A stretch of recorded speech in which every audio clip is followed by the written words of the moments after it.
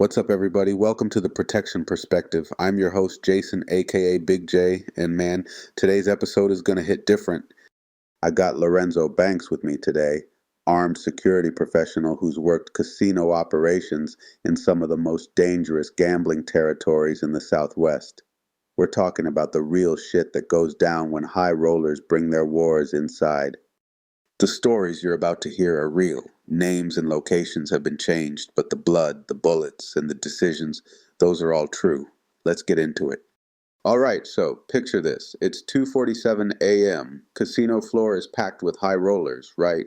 Lorenzo's watching the cameras when he sees them. 6 men in tactical formation moving through the slot machines. They're not there to gamble. They're there to collect a debt, a $340,000 debt. And the man who owes it? He's sitting at the high-limit blackjack table with 2 Instagram influencers filming him for their channel. Like, for real. Filming this whole thing. Lorenzo has maybe 90 seconds before this place turns into a morgue. Lorenzo, tell them what you saw, bro. Man, I see the lead guy's hand go to his waistband, and I 100% know, we're about to have bodies on this floor. My radio's in my hand, but what do I even say? Armed cartel enforcers inbound? We'd have a panic, stampede, people trampled to death. So I make a choice. I start moving toward that blackjack table, knowing I might not make it. Damn. Okay. So before we get into all that, let's back up. How does someone end up doing armed security in casino operations? Like, what's that journey? So I started doing door security at a nightclub in Phoenix when I was 22. Thought it was going to be easy money, you know? Stand there, look intimidating, go home. Right. First fucking week, I watched a dealer get his jaw broken in the parking lot because he was selling in someone else's territory. Oh, shit. The crew that did it? They were inside the club an hour later buying bottles, acting like nothing happened. Wait, hold up. They came back inside? Yeah, bro, that's when I understood. These clubs, these casinos, they're not entertainment venues. They're money laundering operations, drug distribution hubs, places where street gangs and organized crime do business under strobe lights. Man, that's wild. So you're seeing this at 22 years old, and you're like, what? This is just how it is? Facts. I moved to casino security because the pay was better, 28 an hour plus overtime. But really, it's because the stakes are higher. We're talking about people gambling with duffel bags of cash, no questions asked. Duffel bags? Like literally duffel bags of cash? Literally, I've seen guys walk in with gym bags, backpacks, just stacks on stacks, and management doesn't ask shit because that's revenue. That's insane, bro. So you're in this world now, and when did you start seeing the influencer thing? Like, when did social media enter this equation? Man, that's the crazy part. You see influencers and streamers coming in, filming themselves throwing around money, starting drama for views. What they don't know is half the people at those tables are there to clean dirty money. Like, they have no idea who they're sitting next to. Oh, word? I've watched YouTube guys with 2 million followers sit down next to lieutenants from the syndicate, both of them gambling, both of them performing for different audiences. That's a whole different level. So they're making content not knowing they're literally next to cartel guys? Not a clue. They think it's all just rich people having fun. They don't see what I see. Damn. So let's talk about this high roller, the guy who owed the 340 grand. Who was he? So there was this guy, we'll call him Marcus, mid-30s, always dressed like he just walked off a yacht. Came in 3-4 nights a week, always had an entourage. Always had cameras on him. Cameras on him constantly? Yeah, he had 2 Instagram influencers with him constantly, filming everything. Casino night with the crew, high roller lifestyle, all that clout-chasing content. They were getting millions of views. Millions, damn. What the influencers didn't know, what their viewers didn't know, was that Marcus wasn't gambling with his own money. He was gambling with money from the organization, and he was losing. Badly. Oh no. So he's playing with cartel money? Facts. Over 6 weeks, I watched him go from winning big, throwing cash at the cameras, buying champagne for everyone, to sweating at the tables, making desperate bets, arguing with dealers. And the influencers are still filming all this? The whole time. They kept filming, kept posting. Marcus is on a crazy losing streak. Will he bounce back? They thought it was entertainment. They had no idea they were documenting a man digging his own grave. Jesus Christ. So when did you know this was going to go bad? Like, what were the warning signs? The threats started coming in. We'd find him in the bathroom, on the phone, speaking Spanish, his voice shaking. One night, someone slashed his tires in the parking garage. Okay. Another night, one of his entourage guys just disappeared. Never came back to the casino. Wait, what? Just gone? Gone. And I knew what that meant, you know? That's a message. That's a warning shot. That's it. So I pulled him aside once, told him he needed to leave, settle his debts, stay away. You know what he said? I can't leave. If I leave, I'm dead. If I stay, maybe I win it back. Oh, man. That's when I knew we were going to have a situation. Did management know? Like, were they aware of what was happening? Management knew. Of course they knew. But he was gambling $50,000, $60,000 a night. That's revenue. So they told us to monitor the situation and maintain a presence. Corporate speak for let it play out until someone gets hurt. That's fucked up, bro. So they're just letting this happen because of money? That's the casino business, man. Money over everything. Damn. All right, so take me through that night. What time did it start? Walk me through it. It's a Friday night, 2:30 a.m. Casinos packed. Weekend crowd, high rollers, tourists, the usual mix. Marcus is at his regular spot, high-limit blackjack table. Down about 40 grand already. 40 grand down already? Damn. Yeah, and the two influencers are there, cameras rolling, doing their thing. Marcus is trying to make a comeback. This is insane. All their followers watching live, no idea what's about to happen. They were live streaming. Live streaming. I'm in the security office watching the floor cameras when I see them enter through the north entrance. 6 guys moving with purpose, tactical formation like they've done this before. You could tell just from the way they moved. Oh yeah, when you've been doing security long enough, you can read body language. These guys weren't tourists. I recognized the lead guy immediately. We'll call him Javier. He's an enforcer for the organization, been in the casino before. You knew him? Yeah, always respectful, always professional. But tonight his face is different. Tonight he's here to work. Oh shit, so what did you do? I grab my radio, but I hesitate.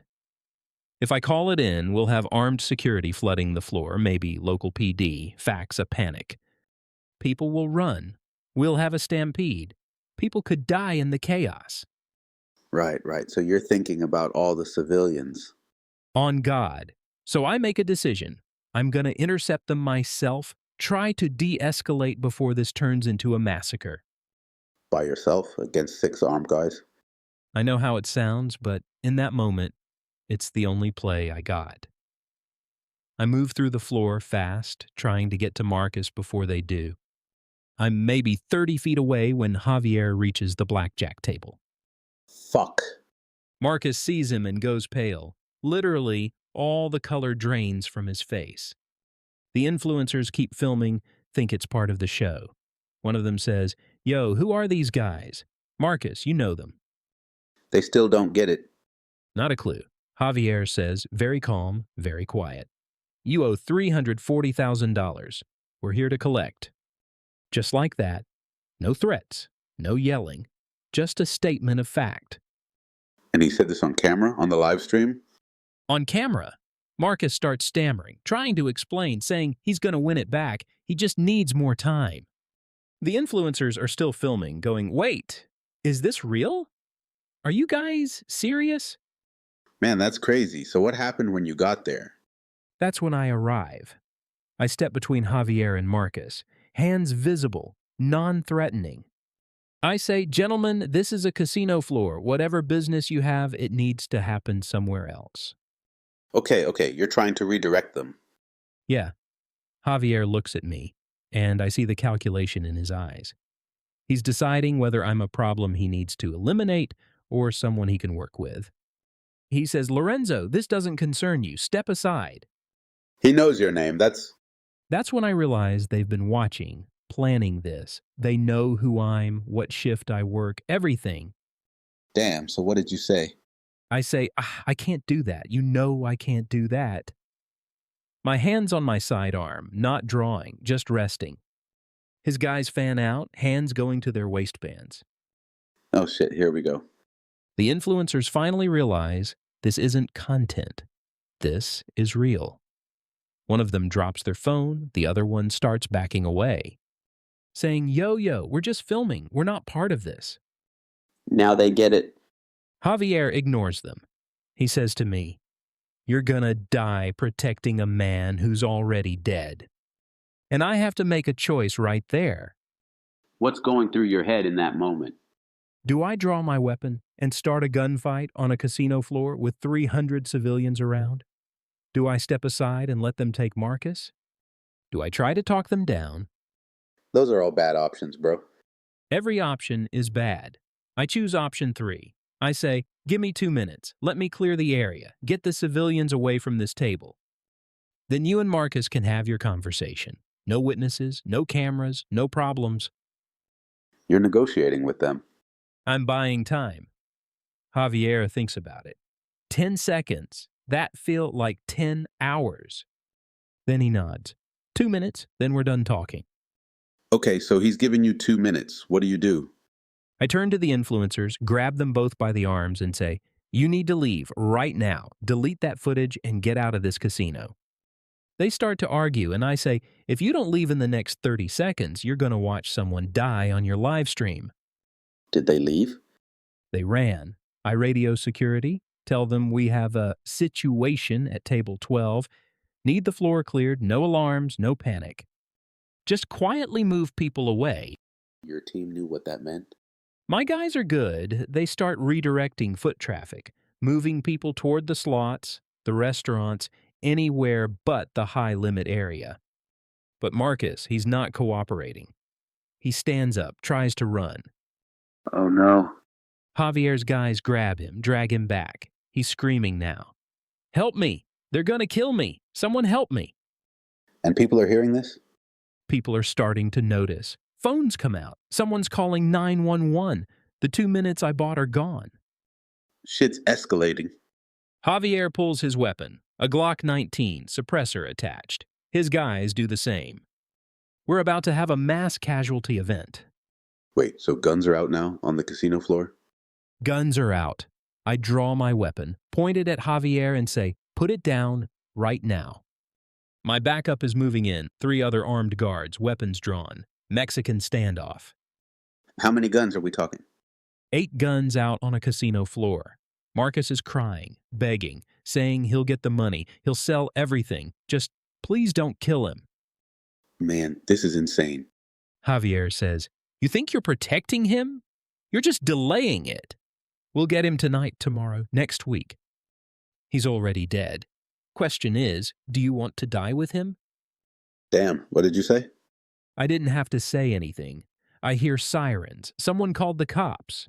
Javier hears them too. Oh shit, police are coming. He lowers his weapon, signals his guys to do the same. He says to Marcus, You have 72 hours, $340,000, or we come for your family. His family? Oh man. Then he looks at me. You made a choice tonight, Lorenzo. Hope it was worth it. They walk out, calm as anything, disappear into the casino crowd. By the time cops arrive, they're gone. Just gone? Like ghosts? Like ghosts. That's how these guys operate. They blend in, they know the exits, they know the security blind spots. So what happened after they left? Walk me through the aftermath. Cops show up, take statements, review camera footage. Marcus is a mess, can't stop shaking, can't form coherent sentences. They take him in for questioning, but what's he going to say? He can't testify against the organization. That's a death sentence. Right, he can't talk. Management pulls me into an office, and I think they're going to thank me, maybe give me a bonus for preventing a massacre. Instead, they suspend me, pending investigation into protocol violations. Wait, what? They suspended you? I drew my weapon on the casino floor, created a hostile situation. That's how they saw it. That's bullshit, bro. You saved lives. I say, I saved lives tonight. They say, you created a liability. That's when I understood they didn't care about safety. They cared about lawsuits, bad press, lost revenue. Man, that's the corporate world right there. Cover your ass, not your people. That's it. And the influencers? One of them had been streaming live. Oh shit, so it was all captured? The footage went viral, 8 million views in 24 hours. Real cartel confrontation at casino, not clickbait. Comments full of people saying it's staged, fake, entertainment. People thought it was fake? Yeah, but it wasn't fake. And 72 hours later, Marcus didn't have the money. Oh no, what happened to him? They found him in his apartment. Made it look like a suicide. Gunshot to the head, door locked from inside. But I know, everyone knows, the organization doesn't leave loose ends. Damn, that's heavy, bro. I'm sorry you had to go through that. The influencers took down the video after that, issued apologies, said they didn't know it was real. But the damage was done. They got their views, their followers, their clout. Marcus got a closed casket. Man, what about you? Did they come after you? I got offered a bribe 3 days after Marcus died, envelope with $15,000 cash and a note. Thanks for your discretion. There's more where this came from if you stay smart. They tried to pay you off? Yeah, I didn't take it, turned it over to the FBI. You gave it to the feds? They opened an investigation, asked me to wear a wire, help them build a case. I said no. I've got a family. I've got a daughter. I'm not dying for the federal government's case file. I respect that. You got to protect your own. I quit casino security after that. Couldn't do it anymore. Couldn't stand there watching dirty money get cleaned, watching people gamble with blood money, watching the organization operate in plain sight while management looks the other way. That makes sense, man. You got out. That's the smart move. Would I make the same choice? Honestly, I don't know. I saved lives that night.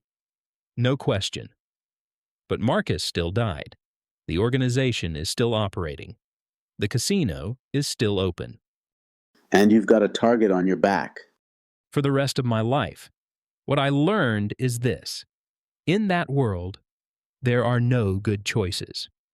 There's only choosing which consequences you can live with. That night, I chose to live. Marcus didn't get that choice. Man, that's real. That's as real as it gets. So let me ask you this. Looking back now, what would you have done differently? Anything? I don't know. Maybe I would have pulled Marcus aside weeks earlier, really got in his face about it. But honestly, he was a dead man walking the moment he started gambling with their money. Nothing I could have done would have changed that. Yeah, once you're in debt to those guys. There's no way out. They own you. What about the influencers? Do you think they learned anything from this? I doubt it. They probably moved on to the next viral moment, the next controversy. That's how social media works, right? Chase the views, chase the engagement, move on when it gets too real. That's the problem with this influencer culture, man. Everything's content, even death. Facts. They were filming a man's last days on Earth and thought it was entertainment. That's dark, bro. So what are you doing now? You still in security? Yeah, but different kind. Corporate security, office buildings, tech companies. Boring stuff, but nobody's trying to kill anybody. Sometimes boring is good. Sometimes boring keeps you alive. Facts. Do you ever think about that night? Like, does it keep you up? All the time. I see Marcus's face when he realized they were there for him. I hear him screaming for help. I think about the split-second decisions, the what-ifs. It stays with you, you know? I can't even imagine, man, the weight of that. It's heavy, but I also know I did everything I could in that moment with the information I had. I prevented a massacre on that casino floor. 300 people went home that night because of the choices I made. That's what you got to hold on to. Yeah, but Marcus didn't go home, and that's something I'll carry forever. Have you talked to anyone about this, like therapy or anything? I tried. Went to a therapist for a few months. It helped a little, but how do you explain this world to someone who's never been in it? They don't get the pressure, the split-second decisions, the violence that's always just beneath the surface.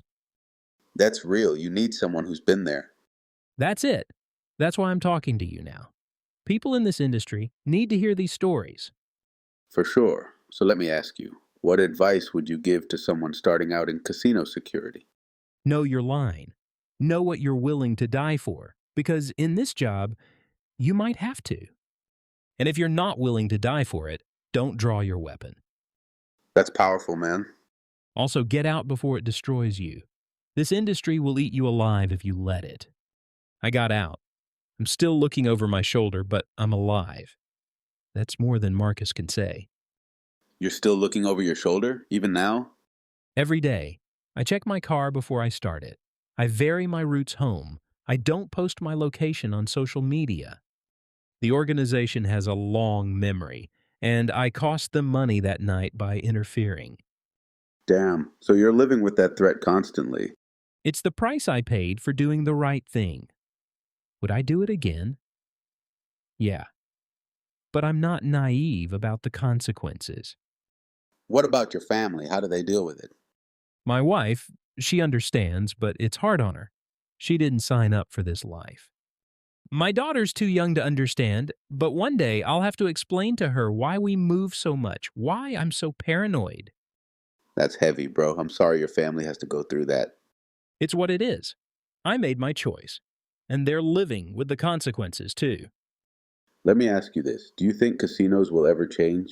Like, will they ever actually prioritize safety over money? No, not unless they're forced to. Casinos are built on money, and money always wins. As long as the high rollers keep coming, as long as the revenue keeps flowing, they'll look the other way. That's the sad truth. And social media has made it worse. Now you've got influencers bringing millions of eyes to these places, glamorizing the lifestyle. They have no idea what's really happening behind the scenes. They're just chasing views. And people are dying for those views. That's what kills me about it. Yeah, so what do you want people to take away from your story? I want people to understand that security work isn't glamorous. It's not action movies. It's life and death decisions with no good answers. And sometimes, even when you do everything right, people still die. That's real, man. That's as real as it gets. I also want people to think twice before they chase clout in dangerous places. Those influencers thought they were making content. They were documenting a murder. Facts. All right, man, I got one more question for you. If you could go back to that night, knowing everything you know now, would you still step between Javier and Marcus? Yeah, I would. Because even though Marcus died, 300 other people didn't. If I hadn't intervened, if I'd let that gunfight happen, we would have had bodies everywhere. You saved lives that night. I did, and I'll hold on to that. But I'll also never forget Marcus's face when they dragged him back to that table. That's the burden I carry. That's the cost of the choice I made. Lorenzo, good looking out for sharing that story, man. That took courage. Thanks for having me. If my story helps one person understand what this work really is, then it's worth it. For everyone listening, this is what real security work looks like. It's not glamorous. It's not action movies. It's life and death decisions with no good answers. And you got to live with those choices for the rest of your life. If you're in this industry or thinking about getting into it, understand what you're signing up for. You're going to see things. You're going to be put in impossible situations, and you're going to have to live with your choices. Lorenzo, any final words for people in the security industry? Know your line. Know what you're willing to die for. and get out before it destroys you. This industry will eat you alive if you let it. I got out. I'm still looking over my shoulder, but I'm alive. That's more than Marcus can say. That's Lorenzo Banks, armed security professional. If you want to hear more stories like this, subscribe to The Protection Perspective wherever you get your podcasts. And remember, the stories are real, the consequences are real, and somewhere tonight, someone's making the same choice Lorenzo made. Stay safe out there. This is Big J, signing off.